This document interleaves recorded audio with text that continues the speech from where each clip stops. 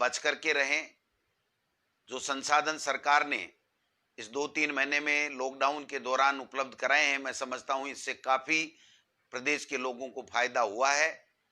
ये संक्रमण कब किस तरीके से कब तक चलेगा, कैसा रूप लेगा, ये किसी को पता नहीं है, इसलिए बचाव ही इसका उपाय है।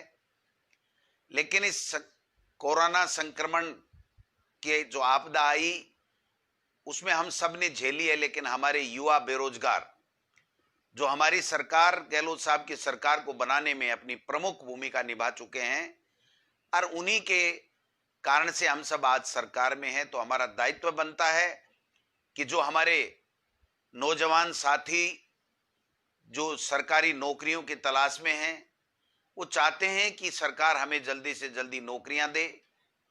विभिन्न केडर की भर्तियां चाहे पहले के शासन में निकली, चाहे हमारे शासन में निकली, सब बेरोजगार नौजवानों की उम्मीद टिकी हुई है कि कब सरकार हमको नौकरी देगी। रोजाना सोशल मीडिया के माध्यम से, ट्विटर के माध्यम से, ज्ञापन के माध्यम से हजारों हजारों नौजवान साथी हमारी सरकार को, हमको, माननीय मुख्यमंत्री जी को ये ज्ञापन देते रहे हैं, हमें बताते हैं कि हमें नौकरी कब मिलेगी, किस प्रकार से मिलेगी। माननीय मुख्यमंत्री जी इस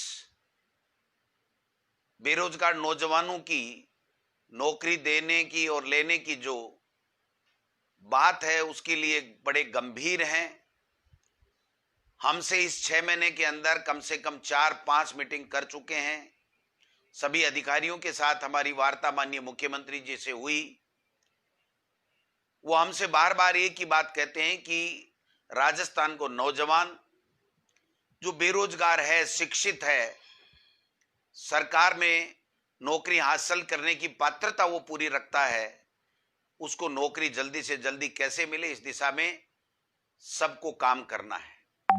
चूंकि शिक्षा विभाग का मुखिया होने के नाते मैंने मेरा धर्म समझा, मेरा दायित्व समझा, मेरा फर्ज समझा कि मैं वो नौजवान बेरोजगार जो विभिन्न केडर की नौकरियां लेने के लिए अपने आप को पात्र साबित कर चुके हैं या पात्र होने के लिए अपनी मेहनत कर रहे हैं, उनको, हर बच्चे को हम बता सकें कि कौन से केडर की परीक्षा में किस प्रकार के हम लोग आगे सरकार बढ़ रही है, किस प्रकार के उसमें व्यवधान है, किस स्तर के ऊपर क्या चीज है, वो सब चीज हम करने जा रहे हैं। सबसे पहले तो मैं जो नौजवान हमारे व्याख्याता भर्ती के लिए 5,000 लोगों ने जनवरी के माह में परीक्षा दी थी, उस वक्त काफी नौजवानों का ये भी था कि ये भर्ती आगे किसके परीक्षा, लेकिन 1.5 साल से ये भर्ती आगे खिसक रही थी। विद्यालयों में हमारे बच्चों को पढ़ाने के लिए व्याख्याताओं की आवश्यकता थी और जो लोग तैयारी कर रहे थे 1.5-2 साल से, उनकी उम्मीदें थी कि हमें व्याख्याता भर्ती की परीक्षा जल्दी हो और परिणाम देकर के हमें नौकरी दी जाए। मैं बताना चाहूंगा इस फेसबुक लाइव के माध्यम से उन तमाम व्याख्याताओं को जो सफल हो रहे हैं। कल से माध्यमिक शिक्षा बोर्ड ने जो रिजल्ट जारी किया है, करने जा रही है, एक दिन छोड़ के सभी विषयों का आरपीएससी जो रिजल्ट जारी करेगी, उन सफल अभ्यर्थियों को मेरी तरफ से शुभकामनाएं हैं। जो इस परीक्षा में सफल नहीं हो सके, उनके लिए भी माननीय मुख्यमंत्री जी ने 3,000 पदों की शीघ्र परीक्षा कराने की, सितंबर या जो भी संभव होगा, इस कोरोना के कारण से थोड़ा व्यवधान आया है लेकिन जल्दी से जल्दी हम लोग उन लोगों के लिए दोबारा व्याख्याता बनने के द्वार खोलेंगे। अभी जो ये रिजल्ट है वो एक दिन छोड़ के एक दिन या 2 दिन छोड़ के एक दिन सभी विषयों का आएगा। मैं समझता हूं जून के लास्ट महीने में या जुलाई के फर्स्ट वीक तक, जबकि इन सब का रिजल्ट आ जाएगा, तत्काल बाद में हमने माध्यमिक शिक्षा बोर्ड के निदेशक को यह निर्देशित कर दिया गया है कि काउंसलिंग के माध्यम से जो डॉक्यूमेंट उनके चेक करने हैं उसकी प्रक्रिया शीघ्र की जाए और शीघ्र करने के बाद में जल्दी से जल्दी हम गाइडलाइन के आधार पर काउंसलिंग करा करके उनको विद्यालयों में भेजने का काम करेंगे, जिससे उन्होंने जो मेहनत की है उसका फल उनको मिलेगा और हमारे सरकारी विद्यालयों में हमें व्याख्याता पढ़ाने के लिए विषय का व्याख्याता मिलेगा। मैं समझता हूं अब जो ये बार बार वेटिंग, रीशफल, आरपीएससी से पहले जितनी विज्ञप्ति है उतने पदों की लिस्ट आना, उसके बाद में दोबारा लिस्ट मंगाना, उसमें 6 महीने का समय लग जाना, और 6 महीने के समय और डीओपी के हमारे सरकार के सर्कुलर के कारण से कि अगर 6 महीना किसी भर्ती का हो गया तो उसके बाद में आप वेटिंग नहीं निकाल सकते। इससे निजात दिलाने के लिए आगे से माननीय मुख्यमंत्री जी के निर्देश के ऊपर आरपीएससी ने यह फैसला लिया है कि जो भी वैकेंसी हम निकालेंगे, जो रिजल्ट निकालेंगे जिस वैकेंसी का, उस रिजल्ट में हम 1.5 गुना अभ्यर्थी की लिस्ट एक साथ देंगे, जिससे ये वेटिंग निकालने वाली या दोबारा उनकी लिस्ट लेने वाली किसी तरीके का कोई व्यवधान नहीं और किसी तरह की दिक्कत नहीं आए। तो जो व्याख्याता की भर्ती निकल रही है, जिसका रिजल्ट अब आ रहा है, उसमें हर विषय के 1.5 गुना विद्यार्थियों, जो अभ्यर्थी सफल हुए हैं, उनकी लिस्ट आएगी। इसलिए हमें दोबारा इनसे मंगाने की जरूरत नहीं है। जो भी रिसफल या वेटिंग की लिस्ट है उसी में से उठा करके हम लोग पूरा करेंगे।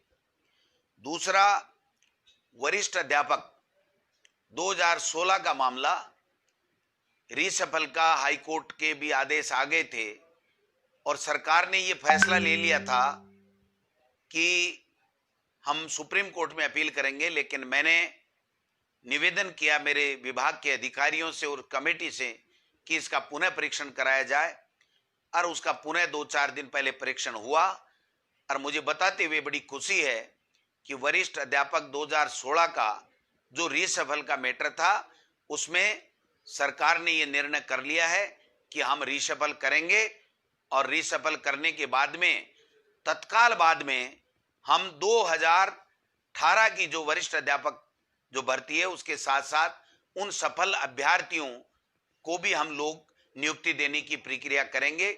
मैं समझता हूं जुलाई के माह में 2016 वरिष्ठ अध्यापक का रीशफल और 2018 जो वरिष्ठ अध्यापक में सब सफल अभ्यर्थी हैं उनकी नियुक्ति की कार्यवाही तेज गति से चलेगी और जुलाई में या जुलाई के तत्काल बाद में अगस्त के 1st-2nd वीक तक हम 2016 का रीशफल और वरिष्ठ अध्यापक 2018 के तमाम जो अभ्यर्थी सफल हुए हैं उनकी नियुक्ति का काम सरकार करेगी। प्रधानाध्यापक माध्यमिक शिक्षा की जो भर्ती है उसमें जो डिफेंस पर्सन जो कुछ हैं या 100 कुछ की जो रह गए हैं, उसका माननीय उच्च न्यायालय में प्रकरण है। सरकार ने चिट्ठी लिख दी है एजी को, डबल एजी को, और हमारे एक नोडल ऑफिसर अलग से लगा दिया है। जल्दी से जल्दी वो उस हाईकोर्ट से निकाल करके उन जो 100 समथिंग जितने भी प्रधानाध्यापक हैं, जिनमें शायद 39 हमारे भूतपूर्व सैनिक हैं, उनको भी हम जल्दी से जल्दी नौकरी देने का काम करेंगे। मैं समझता हूं शारीरिक शिक्षक ग्रेड 3rd की जो भर्ती है वो हमारी सरकार ने पूरी करीब करीब कर ली है। उसमें से जो 228 पात्र अभ्यर्थी हैं उनके जिला आवंटन की कार्यवाही हम विदिन 7 डेज 7 दिन के अंदर अंदर चालू कर देंगे और जुलाई के महीने में उनको जिला आवंटन करके काउंसलिंग करके उनकी नियुक्ति देने का काम भी करेंगे। प्रयोगशाला सहायक जो हमारे बच्चों ने परीक्षा दे रखी थी, वो परीक्षा का परिणाम आकर के लिस्ट माध्यमिक शिक्षा बोर्ड को पास आ गई थी, लेकिन उसके आने के 4-6 घंटे बाद में ही राजस्थान उच्च न्यायालय के द्वारा स्थगन दिए जाने का आदेश प्राप्त हो गया। इसलिए कर्मचारी चयन आयोग बोर्ड ने हमको ये कहा, सिलेक्शन बोर्ड ने, कि आप इसमें नियुक्ति नहीं दे, माननीय उच्च न्यायालय का इसमें स्थगन आदेश है। वो जो स्थगन आदेश है उसके लिए भी हमने सिलेक्शन बोर्ड से बात कर ली है, हमारे डबल एजी से बात कर ली है, हमारे एजी से बात कर ली है। वो दूसरे महिला बाल विकास विभाग की जो भर्तियां थी उसके साथ किसी ने एप्लीकेशन लगा के हाई कोर्ट में एक बार स्थगन ले लिया, लेकिन मैं उम्मीद करता हूं कि माननीय उच्च न्यायालय में हमारे विभाग के और सिलेक्शन जो बोर्ड है उसके अधिकारी शीघ्र पैरवी करेंगे और बहुप्रतिष्ठित प्रयोगशाला जो सहायक ग्रेड सेकंड है, थर्ड है, उसकी सफल अभ्यर्थियों को भी हम राजस्थान उच्च न्यायालय से निकाल करके नौकरी दे पाएंगे। पुस्तकालय अध्यक्ष ग्रेड थर्ड के जो पेपर आउट हो गए थे, हमने सरकार ने पुनः सिलेक्शन बोर्ड को लिख दिया है कि जल्दी से जल्दी इसकी परीक्षा कराएं, जिससे मैं समझता हूं उनको भी जल्दी से जल्दी वो अपनी परीक्षा दे करके और अपनी भर्ती प्रक्रिया में आगे बढ़ सकें। हमारी जो वरिष्ठ अध्यापक भर्ती 2013 भी है, उसमें भी 583 जो अभ्यर्थियों का चयन हुआ था, उसको भी हमने आगे गति देने का काम किया है। फाइनेंस में हमारी पत्रावली लंबित है, कुछ क्वेरीज फाइनेंस ने हमसे की हैं। हम चाहते हैं कि जल्दी से जल्दी उन वरिष्ठ अध्यापक भर्ती 2013 के जो अभ्यर्थी, सफल अभ्यर्थी 583 जो सरकारी नौकरी के लिए अपना प्रयास कर रहे हैं, उनको भी हम जल्दी से जल्दी अच्छे परिणाम देने की ओर आगे बढ़ रहे हैं। मैं उम्मीद करता हूं कि वो भी हम सफलता मिलेगी और उन बच्चों को भी नौकरी सरकार देगी।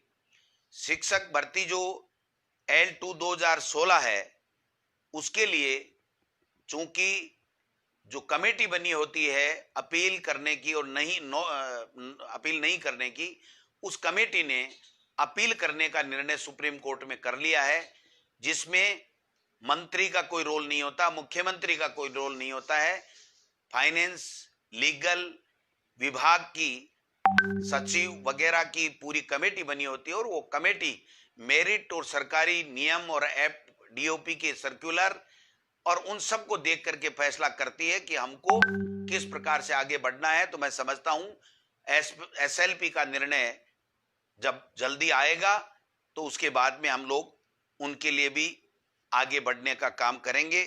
जो विशेष शिक्षक भर्ती 2018 है, 534 के लगभग हैं।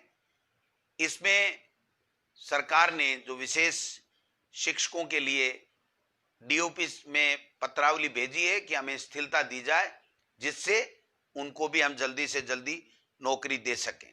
तो 2016 और 18 L1 और L2 की जो भर्तियां थी, उसके बारे में भी वेटिंग लिस्ट की कई तरह की मांग जो चल रही हैं, वो तमाम मामले राजस्थान उच्च न्यायालय में या सुप्रीम कोर्ट में SLP में चल रहे हैं। मैं समझता हूं एक मंत्रिमंडलीय उपसमिति भी इसमें बनाई गई है, वो भी अपना काम कर रही है। एक जो TSP के बच्चों के लिए जो है, उसमें भी थर्ड ग्रेड के लिए एक अधिकारी समिति 4 अधिकारियों की IAS अफसरों की बनाई गई है।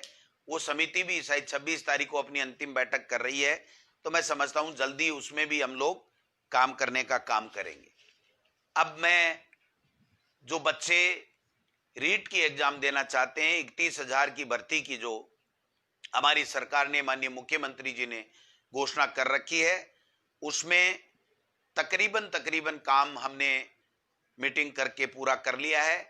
ये मीटिंग की आवश्यकता मित्रों इसलिए पड़ी कि जो पहले रीट टेट हमारी सरकार कांग्रेस के शासन में हुआ करती थी, उसमें 2 एग्जामें होती थी, किसी तरह की ज्यादा कोई दिक्कत नहीं होती थी। लेकिन भारतीय जनता पार्टी की सरकार आने के बाद में रीट उनकी घोषणा के मुताबिक कर दिया गया और रीट के कारण से 30% उनके एकेडमिक जो उनकी योग्यता है, उसके जो मार्क्स हैं, उसके आधार पर दिए गए, जिससे बाहर के प्रदेश के काफी बच्चे, जिसमें कई तरह के ऐसे प्रकरण भी आए कि फर्जी डिग्री लेकर के उसमें मार्क्स ज्यादा दिखा करके और आगे थे, जिसके कारण से हमारे राजस्थान के बच्चे वंचित हो रहे थे। काफी समय से मांग आ रही थी कि रीट की जो भर्ती है उसमें 30% जो वेटेज हमारे ग्रेजुएशन आदि का है, उसके बारे में सरकार पुनर्विचार करे।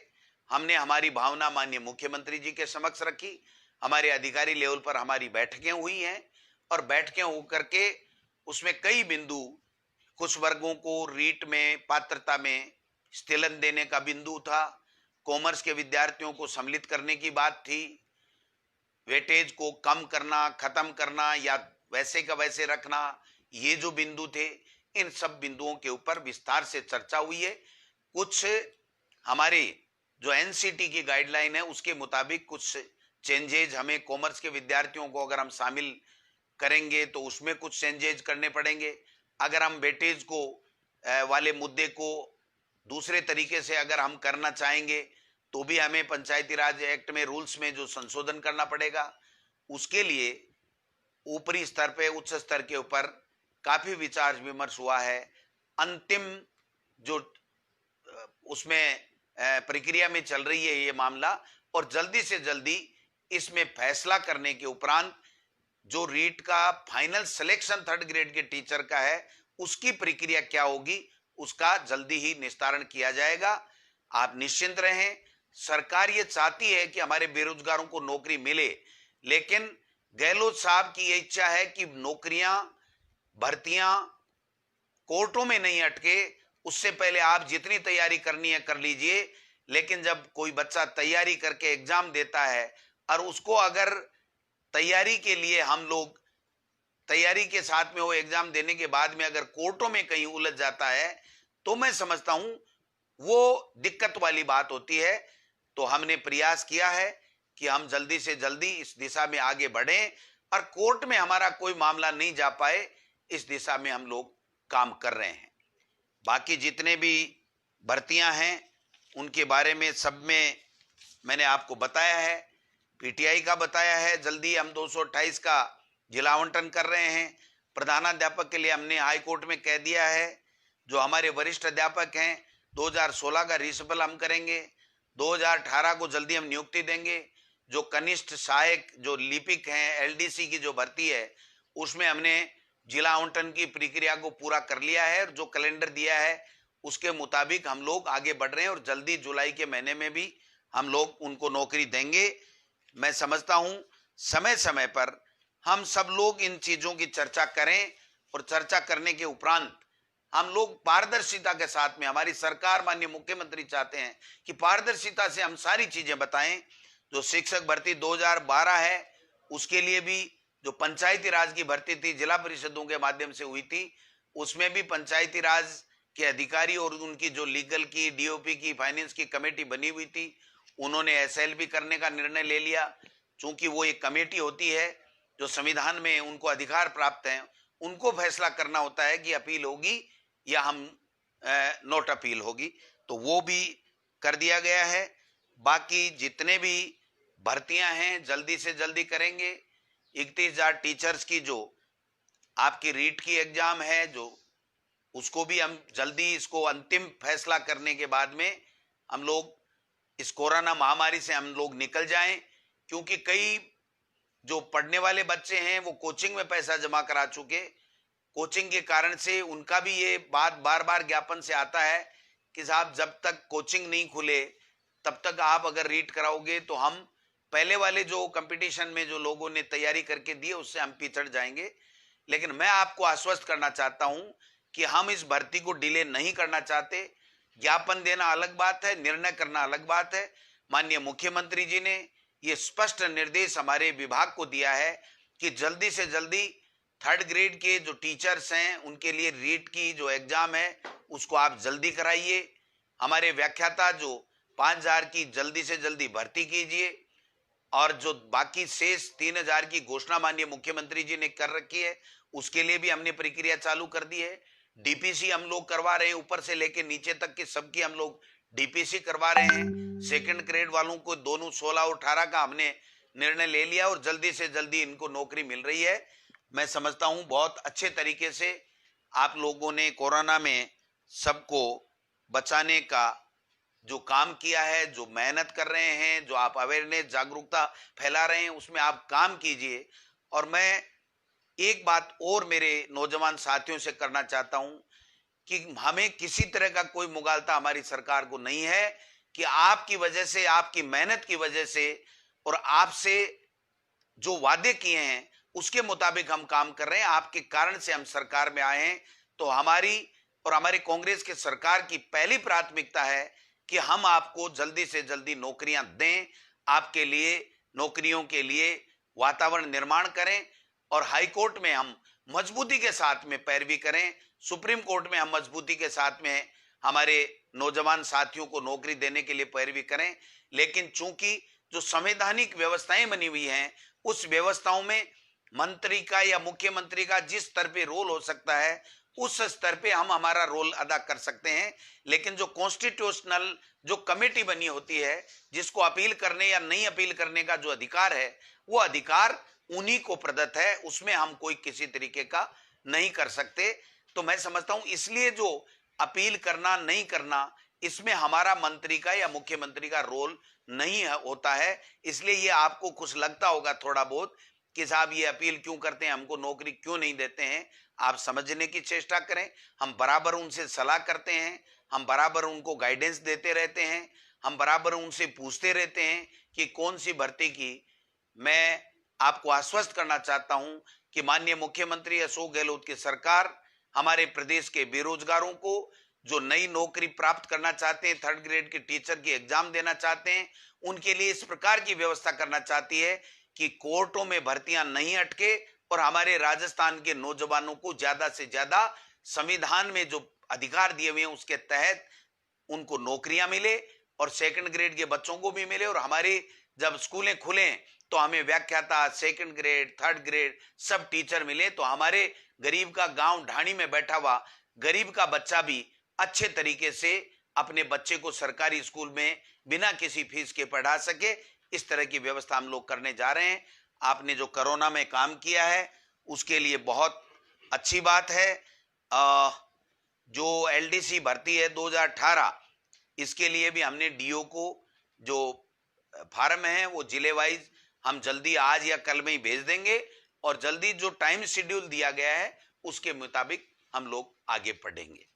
तो आप सबको बहुत बहुत नमस्कार। धैर्य बनाए रखें।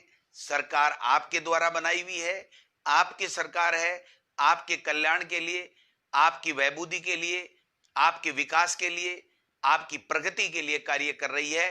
माननीय मुख्यमंत्री जी का हमेशा एक ही बात रहती है कि बेरोजगार नौजवानों को जल्दी से जल्दी नौकरियां दे, इस दिशा में प्रत्येक विभाग काम करे। और शिक्षा विभाग की तो कम से कम इस 12 महीने में 10 से भी ज्यादा बैठकें इस भर्तियों को लेकर के माननीय मुख्यमंत्री जी ले चुके हैं। इसलिए मैं आश्वस्त करना चाहता हूं कि आप निश्चिंत रहें। आपके लिए हमारा विभाग, मैं, हमारी सरकार, हमारे मुखिया माननीय मुख्यमंत्री जी पूरी तरीके से चिंतन कर रहे हैं और निश्चित रूप से जल्दी हम लोग इन भर्तियों को लेकर के आगे बढ़ेंगे। मैं समझता हूं आप सबने मेरी भावनाओं को समझा होगा। आपकी जो भावनाएं हम रोजाना समझते हैं, ट्विटर के माध्यम से हमें कड़वे वचन पढ़ने को भी मिलते हैं, लेकिन ये आपका अधिकार है, ये आपका हक है। आपने हमको बनाया है, आपने हमारी सरकार बनाई है। और मैं तो कम से कम आपको ये कहना चाहता हूं कि मैंने 5 साल आपके मुद्दे उठाए हैं। जब बीजेपी की सरकार थी तो प्रत्येक मुद्दे से मैं वाकिफ हूं, आपके दर्द को मैं जानता हूं। लेकिन मेरी अपनी सीमाएं हैं कि मंत्री का जहां जिस रूप में रोल होता है, मुख्यमंत्री का जिस रूप में रोल होता है, उसमें हमेशा एक ही बात रहती है कि हम हमारे नौजवान बेरोजगारों को जल्दी से जल्दी कैसे नौकरियां दें। इसलिए आप आश्वस्त रहें। रीट भी जल्दी होगी, 2nd ग्रेड का रिसिपल भी जल्दी होगा, 2nd ग्रेड की ज्वाइनिंग भी जल्दी होगी और व्याख्याता की ज्वाइनिंग भी जल्दी होगी। जो ही आरपीएससी से हमारे को लिस्ट मिल जाएगी, डॉक्यूमेंट चेक करने के बाद में हम लोग देंगे और एलडीसी की भर्ती हम जल्दी से जल्दी करने ही जा रहे हैं। तो ये जो खुशखबरी आपको मैं सुना रहा हूं, मैं समझता हूं आप जल्द इस भावनाओं को, सरकार की भावनाओं को समझेंगे और सरकार का सहयोग इस कोरोना संक्रमण को रोकने के लिए, लोगों को बचाने के लिए कि संक्रमित नहीं हो, इसमें लगाएं। निश्चित रूप से जय हिंद, जय भारत।